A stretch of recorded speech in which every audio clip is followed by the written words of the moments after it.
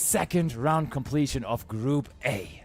But you know who else is going to root for Latrommi except for himself is going to be Boss, hoping for a three-way 1-2 tiebreaker situation here, but that could be avoided if Kaito just wins this game. Is going to start here probably on the Snake Eye deck as well. Snake Eye's Poplar is not the ideal start. It's a good one though. It does work as long as it's not interrupted. We immediately link it off for a Linko Rebo and Latrommi. Let me see. Latrommi on 42 cards in the main deck. That could mean all kind of different things, to be honest. That's not a clear giveaway. To be fair, though, it is a clear giveaway on not being a 10-part rank strategy, which is something definitely worth considering when you're playing against him, because Kaito right now has that information, of course, available to him. Oh, there is the Snake Eye coming out of that original Sinful Spoils. So far, Latrommi is all good with that and has no response to it. Snake Eye Ash wouldn't have made any sense as a summon here, because you can then add Oak to the hand you have already normal summoned. You're probably not running Nightmare Goblin, so... You could, though, actually. At this point, it is legal in Master. That's true, you're right. Not too long ago came off the Forbidden Unlimited list. We're going into Moon of the Closed Heaven, though. Arguably a pretty good Link 2 as well, if you ask me.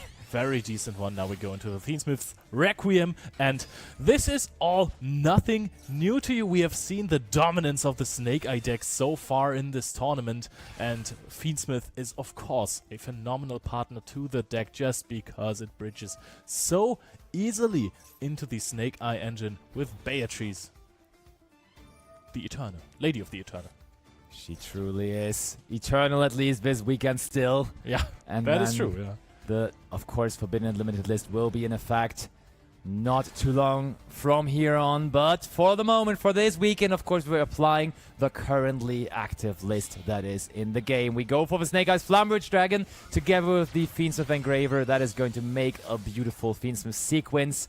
And I think we saw earlier there was a Fiendsmith Desiree being summoned, but I think it's more so very, very often going to be the Fiendsmith Lacrimal that you want to make, right? To have access to that truly powerful Beatrice, of course. In this situation, I think that Latrommi doesn't really have a response right here, but this would be very vulnerable to a Nibiru almost, even though we have some unused resources in the graveyard, that being another Fiendsmith Engraver effect to special summon itself out. However, you have linked off the Snake Eyes Flamberge rather early, and that is always a sign of a rather poor start. Yeah, for sure. Poplar, but Nibiru, the Primal Being, usually not the strongest card against the Snake Eyes deck. Even though sometimes when I play it, I combo too much and then I get hit with a Nibiru and then I realize, oh, I should have done something different. Yeah, and I mean, we do have face cams here, and you see Latrommi certainly still very, very focused. Sometimes you can read into players' faces whether they have a good hand or not, and I think by the face that Latrommi is giving us here, there is a chance that he definitely has something to turn this around here. He has definitely not given up on this one there yet, and it's good for him that he does not, because there's always a chance to come back, however the situation is.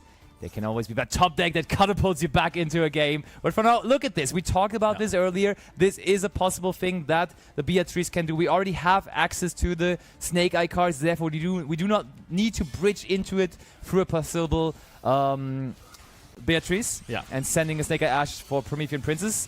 But instead, can just go for the Snake Eye. Not the Snake Eye Ash, but the Ash Blossom's Joy Spring. Yeah. Now we found it. This is just something that I find absolutely incredible.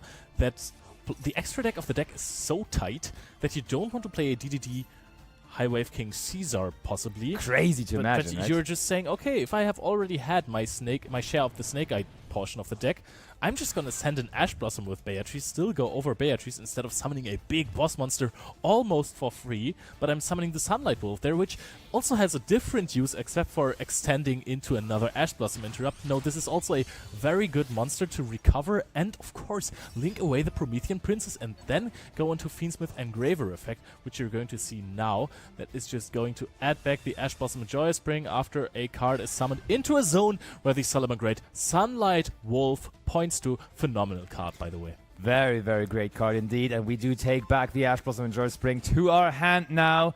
And yeah, you described that very well. When the limited space of 15 extra deck cards is hindering you from having more options, to the main deck, usually people start with 40 cards in the main deck, but it has been a trend lately, but they just throw in a couple more, right? Just be like, okay, let's make it 44 so I have another option to send off of Beatrice or something. Let's make it 47, said Bronas earlier even, and still he was good enough to draw 3 hand interactions and draw the driver down. Yes, even that one too. Yeah, true. That's actually, if you go up in cards in deck, you can also include cards like Driver. That though, I gotta say, yes, there is the Ash Blossom and Driver Spring waiting in the hand. The field though, not crazily impressive. There is, for example, a Forbidden Droplet onto it. Yep.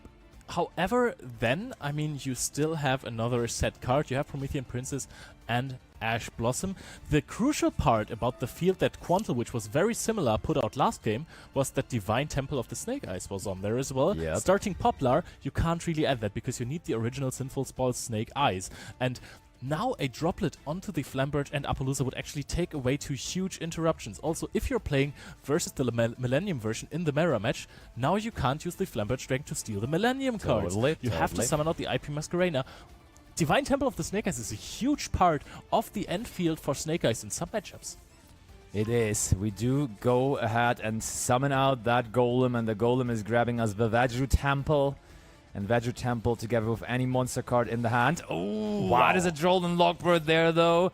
So we are ruling out further extension in terms of maybe Snake Eye Ash, maybe Snake Eye Poplar. Those will not be able to search cards now anymore. Yeah. But for Latrommi, trying to see the bright side here, at least no Max C this time around, right? Because against Quantal, he was facing that Max C completely... yeah, he couldn't play through it because it helped Quantal drawing into Nibiru and all those kind of things. Now, we may not be able to extend as well, but at least our opponent is also not getting 10 cards in the process of our turn, so... Yep, and I mean, I was gonna say that if Flambird summons back 2 level 1 monsters, there can't be any follow-up added. Actually, there can't be any follow-up added. There's still something in the deck. You can summon out Poplar and add the Divine Temple of the Snake Eyes, but Drone Lockbird stops you from that. However, I do think that Kaito won't have any problems of summoning back a Poplar in the next turn. Snake Eyes Flambird Dragon is now going to decide to summon out IP Masquerena, giving a little wink to the camera before possibly at some point being linked off into a SP Little Knight. Very possible we go IP Masquerena here. It's so easy to threaten battle phase nowadays when there is Appaloosa with 1,600 attack points.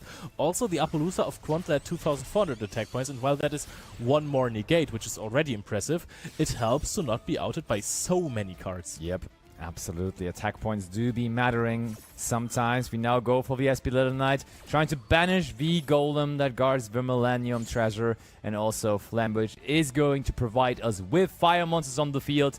They're not going to be very strong, but they do, of course, have value with the Promethean Princess in the graveyard by securing that we can still use that effect on any kind of additional special summons here. And Latrommi now goes for the Vajru Temple. That at least means we can extend further. The Snake Eyes Doom Dragon is going to be very, very interesting because you can chain block it if you have a Poplar in the spell trap zone, which I don't think is going to be super possible for Latrommi right here. But you can put it on chain link too and then out the Appaloosa that way sometimes.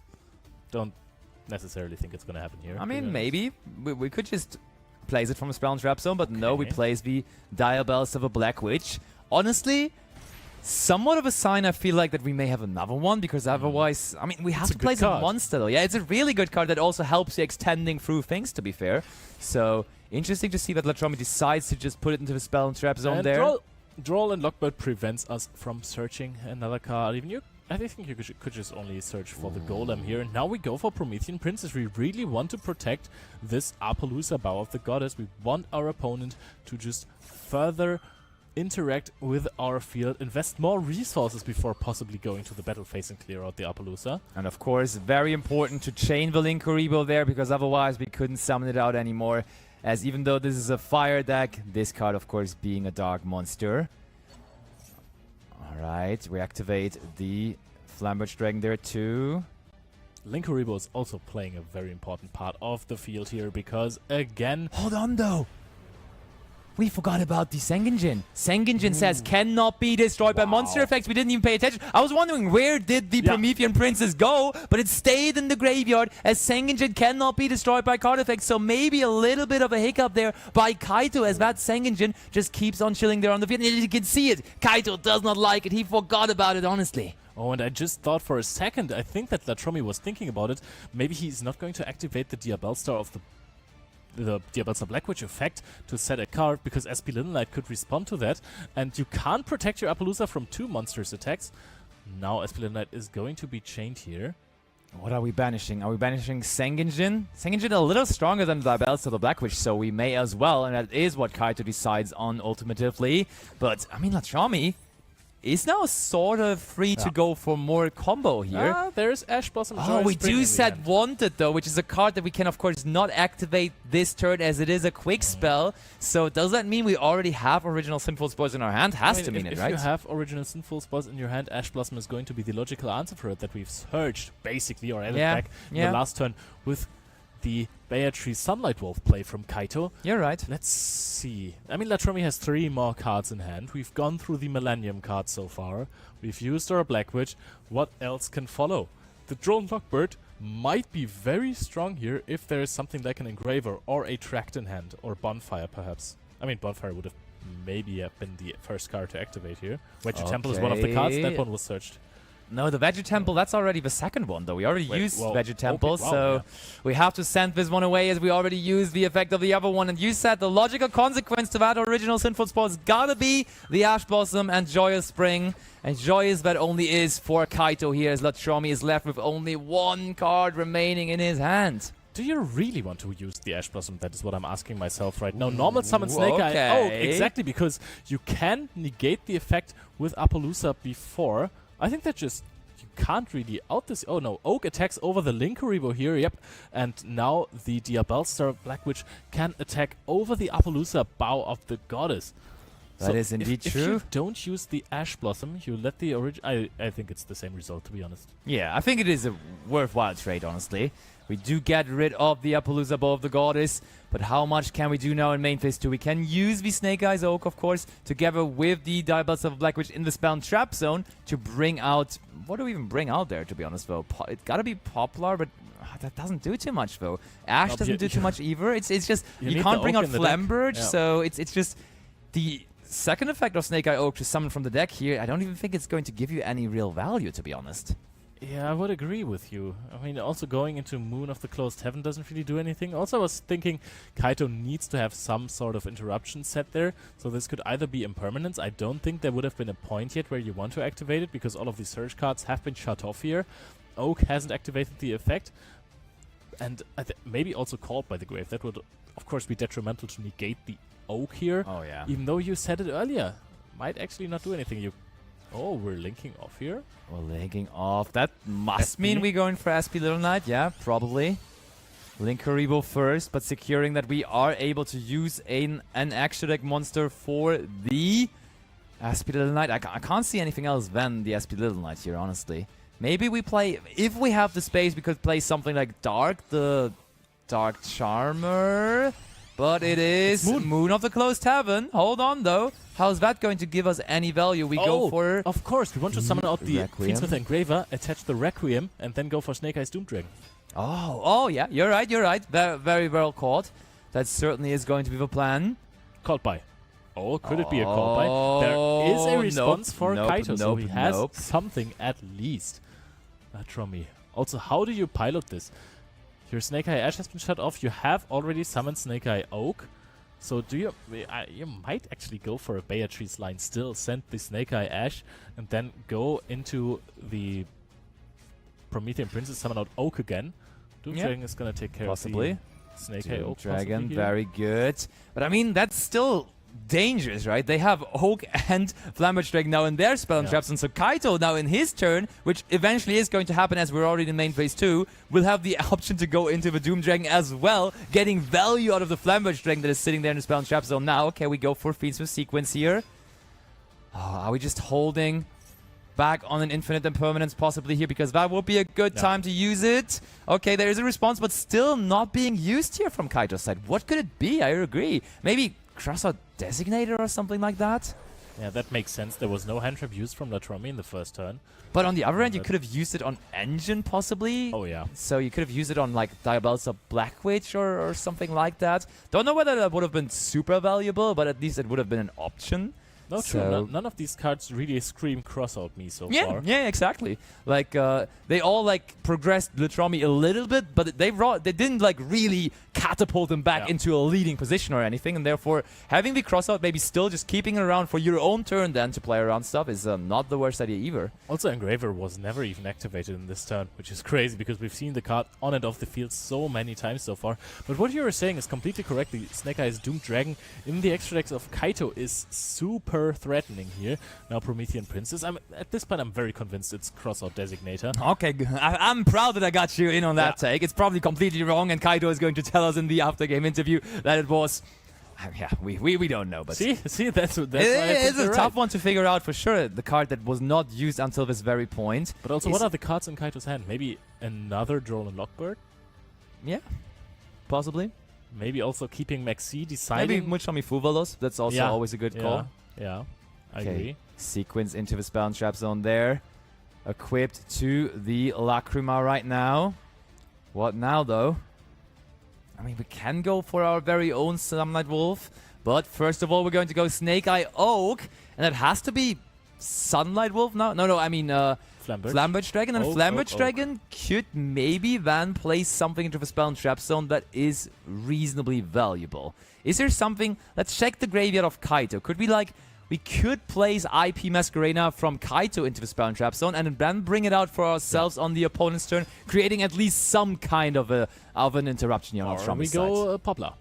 That works too, but in what regard does it really work though? We link them off together.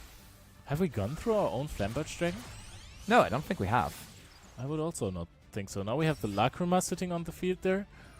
We summon back our Fiendsmith Engraver, of course, so we can add back a card. Is there Ash Blossom in the graveyard of Latrommi? I mean, we can now go Beatrice. Beatrice sends the Flamberge Dragon, then bring it back with the Promethean Princess, and then actually we do get to the point where we can even resolve the Flamberge Dragon in the graveyard already. Oh, you're right. Yeah, it's already out. So we just go for IP Masquerena like that. Oh my, and we do have the timeout, I'm pretty sure, on Latrommi's side there. You see it, time limit is ending this one, and therefore we do have Kaito winning not only the first, but also now the second round, and therefore locking up his spot for the top 4 already. I mean, sometimes when we're not seeing the timer, we're going through some things and thinking, hey, why? How does that make sense? Sometimes it doesn't, because the timer is running so low that you're just going through motions. You don't have the time to think anymore because it is so low. You know what I'm talking about. I know that feeling very, very much. And then you're just going through some motion, trying to put up an IP, something. Let something happen, please. Anything has to work here. And then the timer goes off in a position where you might have not won anyways anymore, because sending Snake Eyes Flamberge Dragon and Oak from the field to the graveyard for a Doomed Dragon seems pretty strong. Yes, but I mean, it always starts with 300 seconds, and that feels so much. And then all of a sudden you see that blinking 10 on there, and you're getting more and more nervous. It just happens. So I don't know how that always happens. It did happen here, though. The profiter of that is, of course, Kaito, who won this round and now locked up his spot for top 4. Congratulations. So congratulations from our side, but let's hear it from him in the winner's interview. Thank you, Lampy. Yes, I am here with Kaito, who's just won his second round here, has possibly secured your place in the top. Before we came on, you shook your head at me and said the misplays were real. What was going on? Yeah, with the princess, that it can't pop. Yeah, I didn't know. I didn't read it, so it's secret effect hits me right there. There were a couple of moments where you had just head on a finger, just looking like, ugh. Was that through moments like that? Yeah, because I saw him like going full combo, yet I was lucky with the timer, otherwise it would be a really close game. So you kept getting prompted to do something, and the casters were really curious what the card was that you kept getting asked to use. What was it? Yeah, it was crossout. I was holding it for talents, and then afterwards there was nothing to crossout, so yeah. Well, you are now tied with Quantal for the most wins at the moment, 2 apiece. And actually, in your next game, it is going to be you versus Quantal. So you're against a world champion. Does that make you nervous, or are you pretty calm? I'm pretty calm this time, I think. A confident man. Well, congratulations on your win. Guys, don't go anywhere, because coming up next, we've got Mist versus Dominic.